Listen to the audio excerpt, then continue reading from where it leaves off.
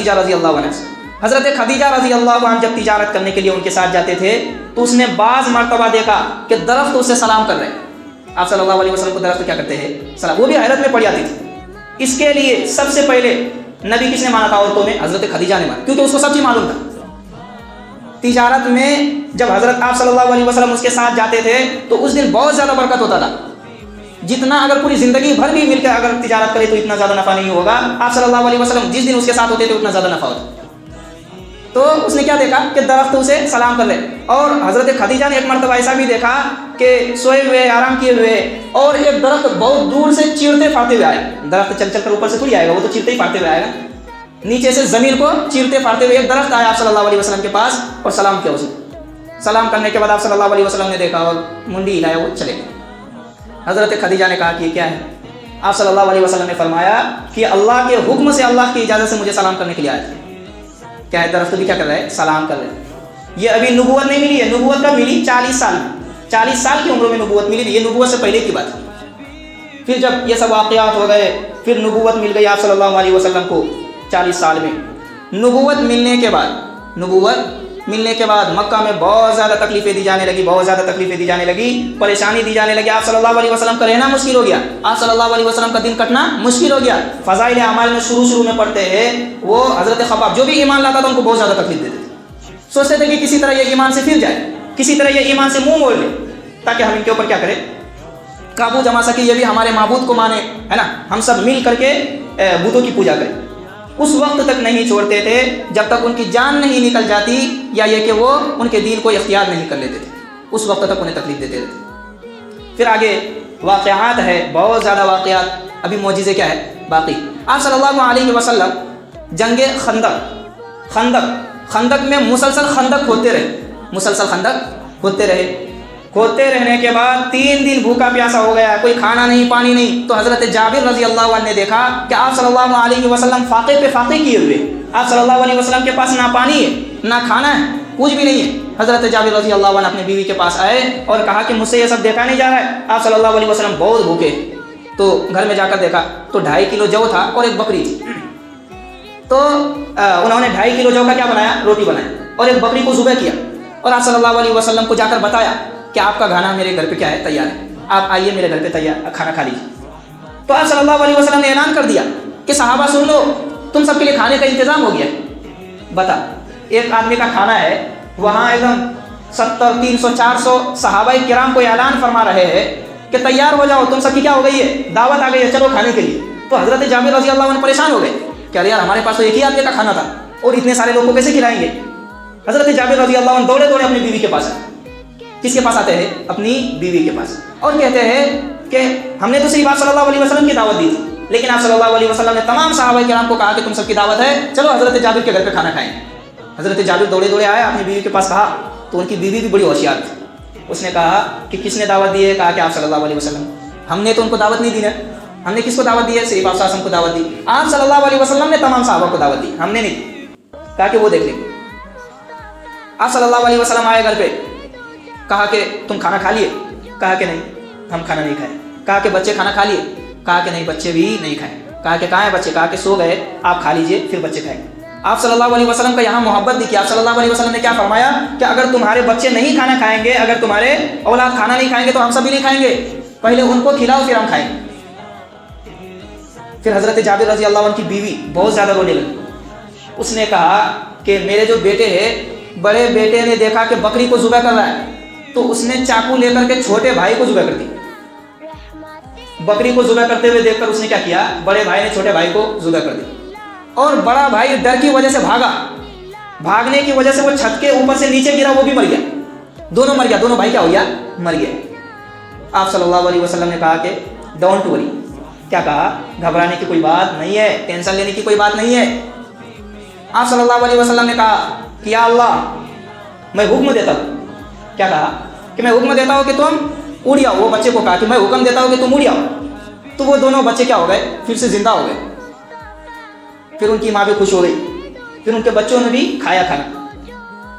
پھر اس کے بعد آپ صلی اللہ علیہ وسلم نے تمام صحابہ کرام کو کہا کہ چلو کھا لو کھانا۔ کھاتے گئے سارے خندق میں جتنے بھی صحابہ کرام تھے تمام خندق والوں نے پیٹ بھر کے کھا لیا. اور اس کے بعد جو بکری ذبح ہوئی تھی نا، جو بکری، وہ بھی کہا کہ تو بھی چل زندہ ہو. بکری کو بھی زندہ کر دیا. اب وہ بکری بھی زندہ ہو گئی. وہ حضرت جابر رضی اللہ عنہ کے پاس چلی گئی. ان کے دونوں بیٹے زندہ ہو گئے اور آپ صلی اللہ علیہ وسلم نے کھانا بھی کھا لیا. تمام صحابہ کرام نے کھانا بھی کھا لیا. کسی کا کوئی بگڑا کچھ نہیں، نہ بکری ذبح ہوئی نہ دونوں بچوں کا نقصان. یہ ہے آپ صلی اللہ علیہ وسلم کے معجزے. اسے کیا کہتے ہیں؟ یہ کسی عام انسان سے نہیں ہو سکتا ہے، کسی عام پبلک کے کام نہیں ہے، بلکہ یہ آپ صلی اللہ علیہ وسلم اور انبیاء کرام، انبیاء علیہ السلام کا کام. ایک مرتبہ حضرت جابر رضی اللہ عنہ، کھجور میں برکت، حضرت جابر رضی اللہ عنہ نے بہت سارے لوگوں سے کھجور ادھار لیا ہوا تھا. لیتا نا کھجور ادھار، گاؤں میں دیہات میں کچھ سامان ہوتا ہے، جیسا کسی کے پاس آلو ہے تو آلو ادھار لیتا ہے. تو ایسے ہی مکہ مکرمہ میں کھجور چلتا تھا. تو حضرت جابر رضی اللہ عنہ نے کیا لیا تھا؟ کھجور سب سے ادھار لے کر رکھا. اب سارے لوگ پریشان کر رہے تھے کہ کیا کرے نہیں کرے. تو حضرت جابر رضی اللہ عنہ کے پاس صرف ایک ہی گچھا تھا کھجور کا، گچھا ہوتا نا کھجور کا پورا. تو آپ صلی اللہ علیہ وسلم نے کہا کہ یہ جو ایک گچھا ہے نا، سارے کھجور الگ الگ رکھ دے، ایک ادھر رکھ دے، ایک ادھر رکھ دے، ایک ادھر رکھ دے، ادھر. کہا کہ ٹھیک ہے رکھ دی. پھر آپ صلی اللہ علیہ وسلم نے کہا کہ جن لوگوں نے تمہارے پاس سے کھجور لیے ہیں تمام لوگوں کو بلاؤ اور کہا کہ اپنے کھجور لے جاؤ. سارے لوگ آتے تھے اور الگ الگ کھجور کے پاس جاتے تھے، وہ اپنا اتنا کھجور اٹھا کے لے کے جاتے. یہ معجزہ حضرت جابر رضی اللہ عنہ کی پریشانی کیا کر دی؟ دور کر دی.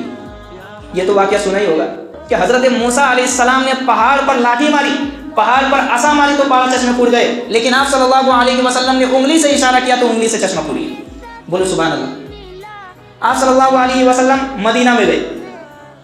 مدینہ میں جانے کے بعد پانی کی اتنی زیادہ قلت ہو گئی، پانی کی اتنی زیادہ کمی ہو گئی کہ پانی کہیں پر بھی نہ پینے کے لیے، نہ وضو کرنے کے لیے، نہ کھانا بنانے کے لیے، کسی بھی چیز کے لیے کہیں پہ بھی پانی نہیں. تو آپ صلی اللہ علیہ وسلم مقام زورہ پہ گئے تو صرف ایک پیالہ پانی تھا. کتنا پیالہ پانی تھا؟ بس ایک پیالہ. ایک ہی آدمی کے پاس بس ایک ہی پیالہ تھا. آپ صلی اللہ علیہ وسلم نے کہا کہ پیالہ لاؤ. پیالہ دیا اس نے. آپ صلی اللہ علیہ وسلم نے بس انگلی کا اشارہ کیا، اس کے اندر بس انگلی بھرایا، انگلی بھگویا اور آپ صلی اللہ علیہ وسلم نے ایسے اوپر کیا. ایسے اوپر کرنے کی وجہ سے آپ صلی اللہ علیہ وسلم کی انگلی سے چشمے کی نہر پھوٹ گئی. پھر تمام صحابہ کرام نے پانی بھر لیا. تمام لوگوں نے، یہودی نے، عیسائی نے، نصارہ نے، سارے لوگوں نے کیا کر لیے؟ پانی بھر لیا. تمام لوگ سیراب ہو گئے. تمام صحابہ کرام نے وضو کر لیا. بتا آپ صلی اللہ علیہ وسلم کے ہاتھ سے کیا پھوٹ گئے؟ چشمہ. یہ آپ صلی اللہ علیہ وسلم کے معجزے ہیں. آپ صلی اللہ علیہ وسلم کے ایسے ایسے معجزے ہیں جو ہمارے دماغ میں بھی آ نہیں سکتے. لوگ کہتے ہیں کہ موسیٰ علیہ السلام نے لاٹھی ماری تو چشمے پھوٹ گئے، لیکن ہمارے نبی نے، ارے پہاڑ تو چشمے پھوٹنے کی جگہ، پہاڑ سے چشمہ نہیں پھوٹے گا تو اور کہاں سے پھوٹے گا؟ چشمہ کہاں سے پھوٹتے ہیں؟ پہاڑ سے پھوٹتے ہیں. ہاتھ سے چشمہ پھوٹنا یہ الگ بات ہے. ہاتھ سے چشمہ پھوٹنا اور انگلی سے پانی کا نکلنا یہ سب کے بس کی بات نہیں، یہ تو صرف ہمارے نبی صلی اللہ علیہ وسلم کو عطا کیا گیا. پھر ایک واقعہ ہے، حضرت ابو ہریرہ رضی اللہ عنہ، آپ صلی اللہ علیہ وسلم کو کسی نے دودھ کیا کیا؟ ہدیے میں دیا، ایک کٹورا کہ چلو یہ آپ کو ہدیہ. تو آپ صلی اللہ علیہ وسلم نے کہا کہ تمام صحابہ کرام کو بلا کر لاؤ. اصحاب صفہ، اصحاب صفہ ہوتے تھے، چبوترے میں رہتے تھے، وہ لوگ چٹائی پر سوتے تھے، ان کو کھانا نصیب نہیں ہوتا تھا. 3-4 دن میں بس ایک مرتبہ ایک گھونٹ پانی نصیب ہوتا تھا اصحاب صفہ کرام. وہاں سے جو مفتیان کرام نکلے، حضرت عبداللہ ابن عباس، حضرت عبداللہ ابن مسعود رضی اللہ عنہ. مفتی میں سب سے بڑا نام کس کا ہے؟ عبداللہ ابن مسعود. تفسیر میں سب سے بڑا نام کس کا ہے؟ عبداللہ ابن عباس رضی اللہ عنہ. آپ صلی اللہ علیہ وسلم نے حضرت ابو ہریرہ رضی اللہ عنہ کو کہا کہ تمام اصحاب صفہ کو بلا کر لاؤ. بلا کر لائے. کہا کہ یہ تو ایک ہی پیالہ ہے، اس سے سب لوگ کیسے پی سکتے ہیں؟ تو آپ صلی اللہ علیہ وسلم نے کہا کہ پینا شروع کرو. 70 سے 80 طلباء تھے. کتنے طلباء تھے؟ 70 سے 80 طلباء. تمام طلباء کرام نے دودھ پیٹ بھر کر پیا اور پھر بھی بچ گیا. پھر کہا حضرت ابو ہریرہ اب کیا کرے؟ دودھ تو بچ گیا. پھر کہا کہ کوئی بات نہیں، اللہ سے دعا مانگی، یا اللہ اس دودھ کو ختم کر دے، دودھ ختم ہو گیا. یہ سارے معجزہ ہے. پھر اس کے بعد آپ صلی اللہ علیہ وسلم کا معراج والا معجزہ سب سے بڑا ہے.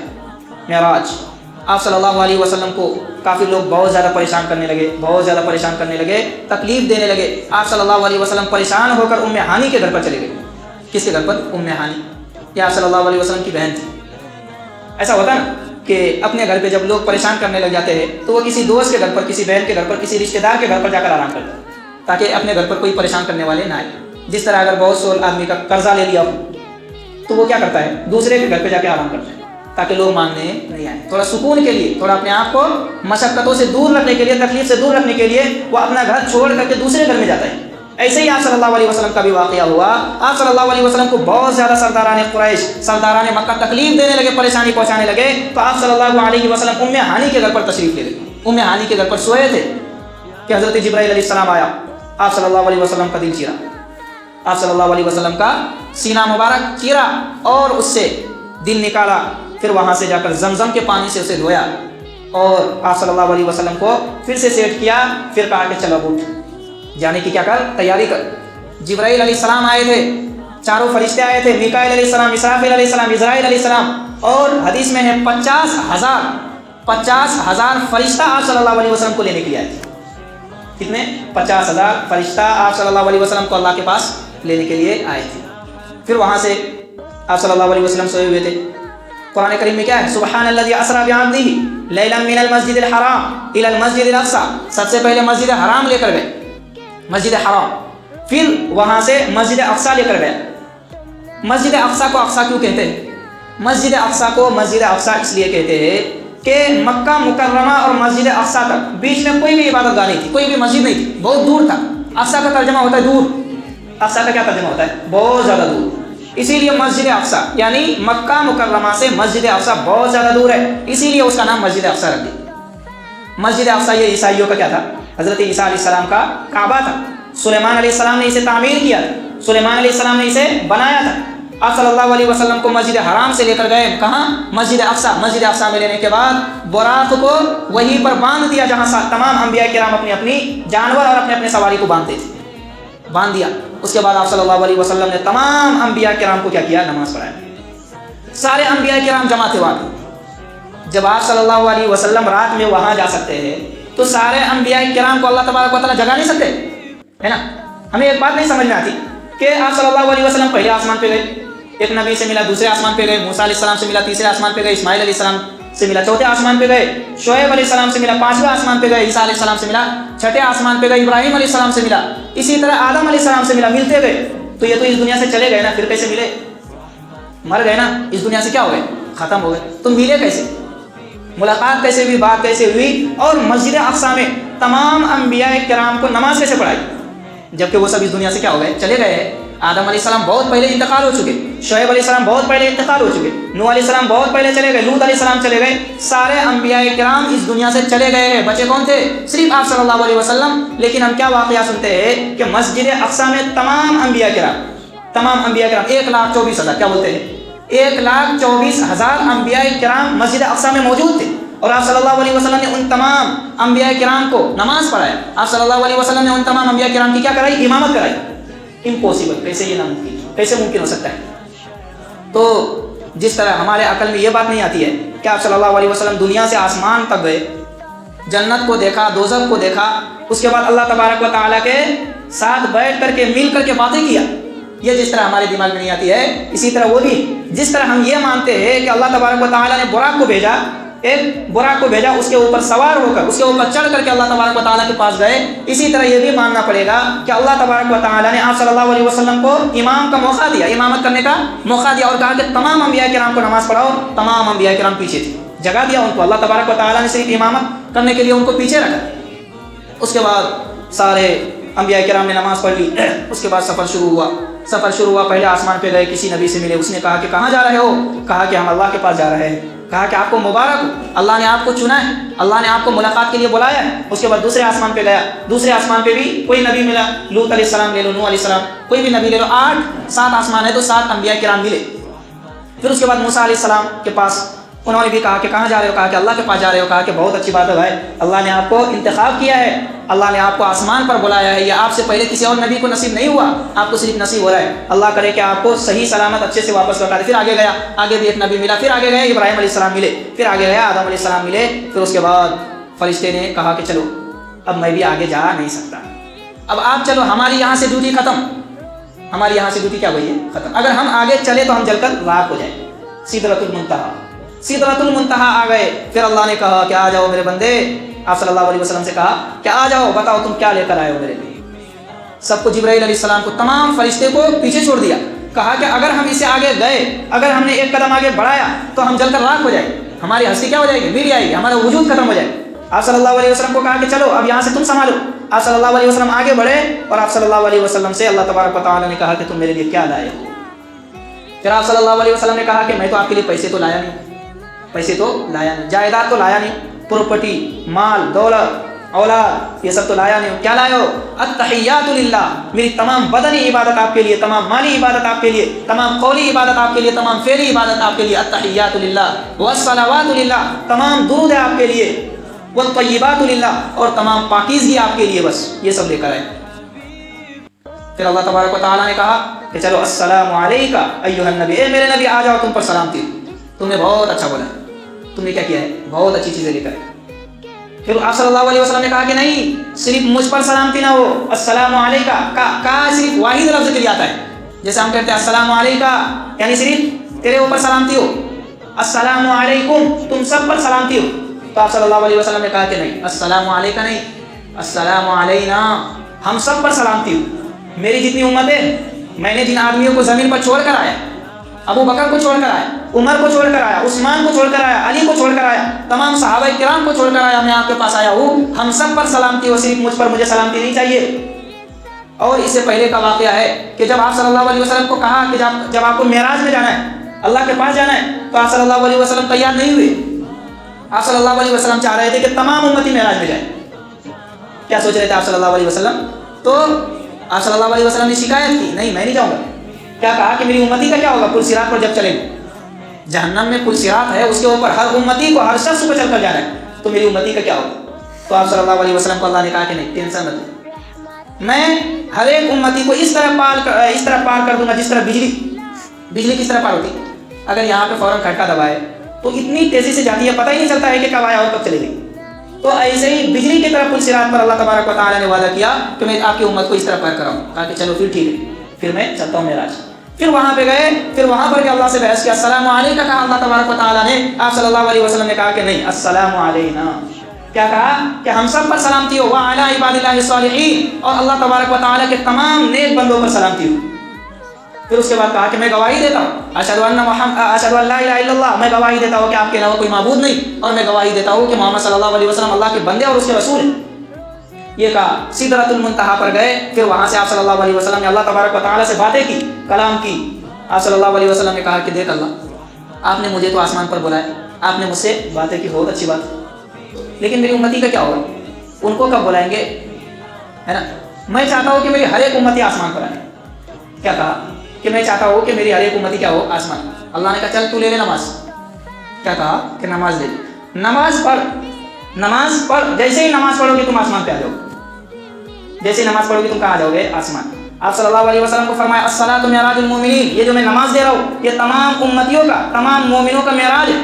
گویا کہ وہ آسمان پر چڑھے ہوئے, جب وہ اللہ کے سامنے کھڑے ہوتے, جب اللہ کے سامنے نمازیں پڑھتے, تو وہ صرف سجدہ نہیں کرتے ہیں, صرف جھکتے نہیں ہیں, بلکہ وہ اللہ سے باتیں کرتے ہیں اور کہتے ہیں الحمدللہ رب العالمین الرحمن الرحیم مالک یوم الدین ایاک نعبد و ایاک نستعین. ہم تیری عبادت کرتے ہیں, تجھ سے ہی مدد طلب مانگتے ہیں. اہدنا الصراط المستقیم, ہمیں سیدھے راستہ دکھانا.